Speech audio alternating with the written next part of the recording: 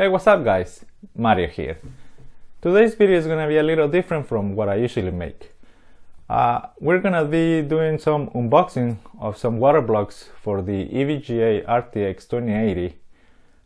Probably gonna do some try to compare the two blocks and see what's the difference, and maybe do some tests at the end.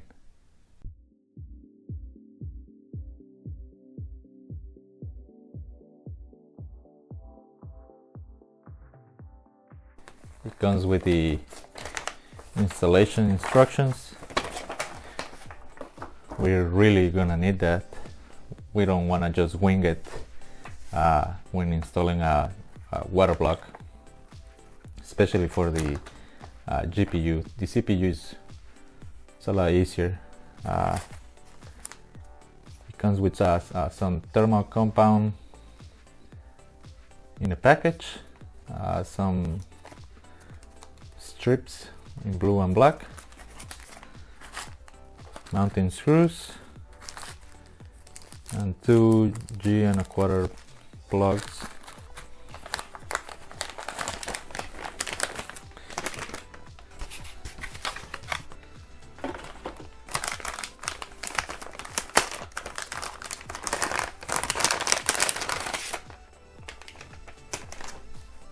The water block itself, it looks really good at the first glance. I see it has a addressable LED strip right here at the bottom. The only thing is that I see is it has a plug that looks like for a fan or some type of a PWM controller. Not sure how is that gonna connect to my motherboard.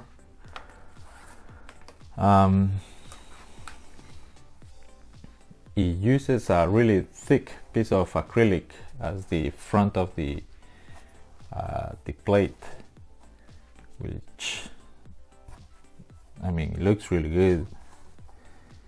One thing I noticed is that the plexiglass has only been milled only one side of the block and not the other side, even though the water block, the plate itself has the milling part, so the water can actually flow.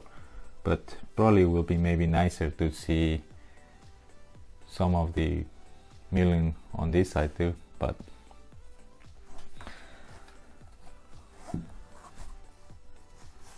one thing I noticed right now is that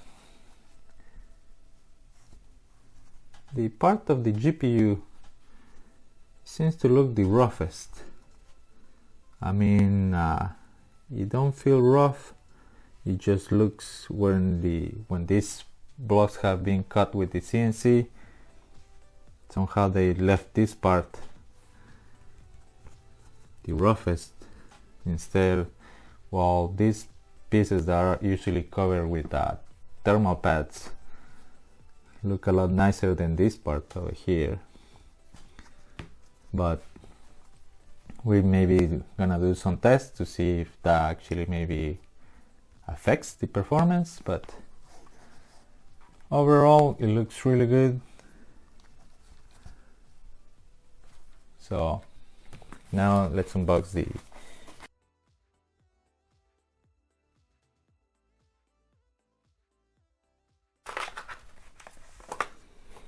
same thing, instructions. We want to use that. We don't want to just, like I said, wing it. It has some plate.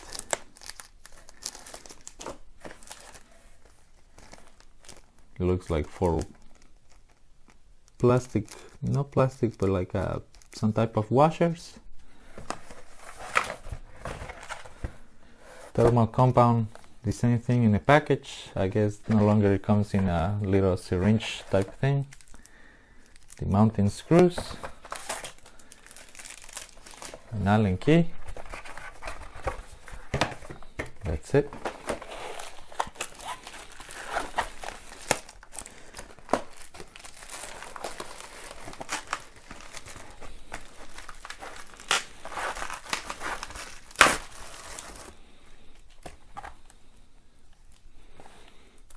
Okay, so here is the Waterblock. I'm gonna remove the plastic just so we can see it better.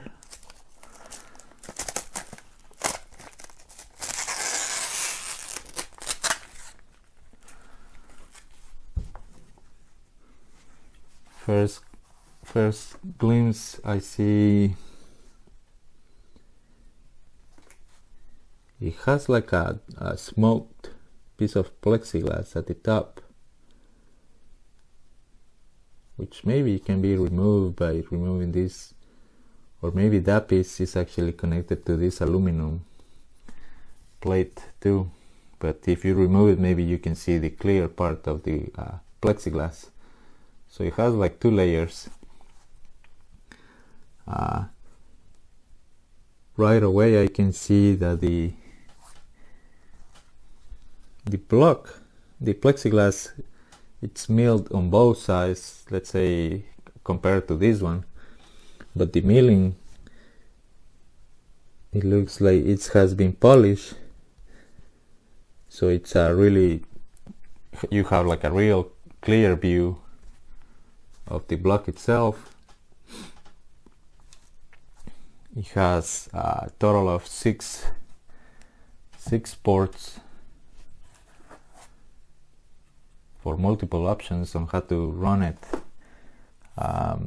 Right here at the back, you can see it has like some type of maybe LED, maybe some sensor, I'm not quite sure, but it appears that you connect this one to the graphics card, so that's a plus instead of trying to run an extra wire to another splitter or an RGB plug.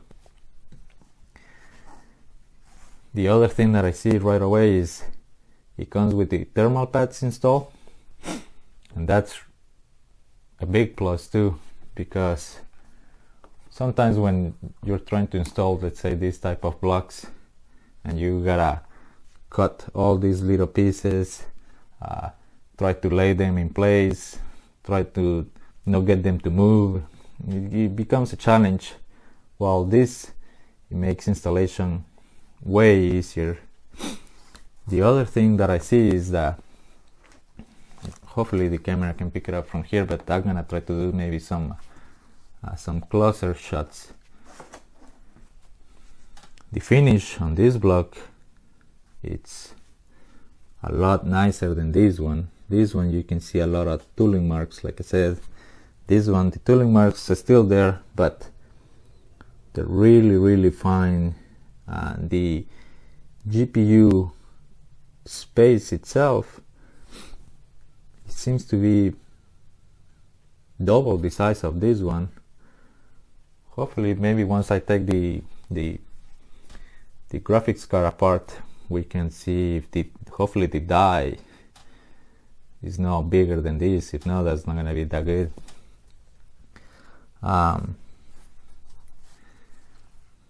But overall, I really like the EVGA Waterblock. The Barrow, still nice.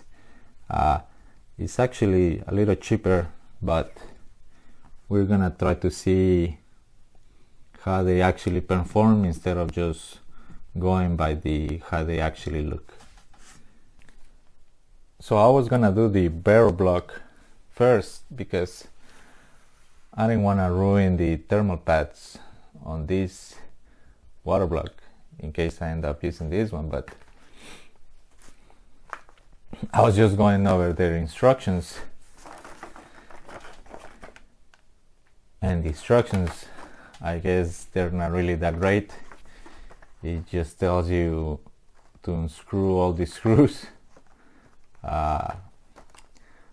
apply the thermal compound, clean, and then it says something about installing the Waterblock, use this type of screws or something, and then it says you're done, but it don't tell you really specific instructions for, let's say, this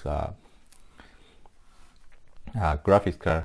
Luckily, we got the EVGA, which it actually tells you which screws to remove, the plug, and then it actually tells you, to clean, how to install the other one. But if it wasn't for these EVGA instructions, you will actually be just winging it almost here with this type of instructions, because it just tells you remove all screws and that's it, and then you're almost done. But in reality, you want to know what you're doing in case you don't want to mess something up. So I'm just gonna follow EVGA instructions, and then I'm gonna install this Waterblock.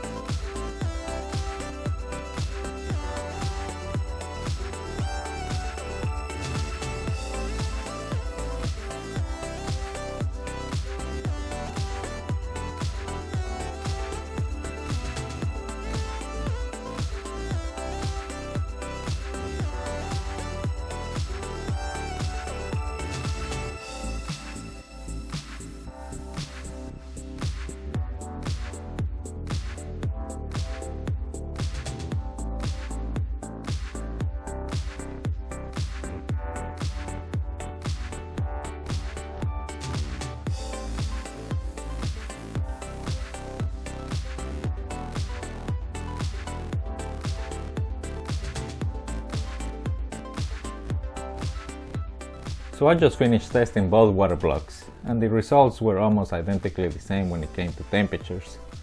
I did encounter a few issues with the Barrow block.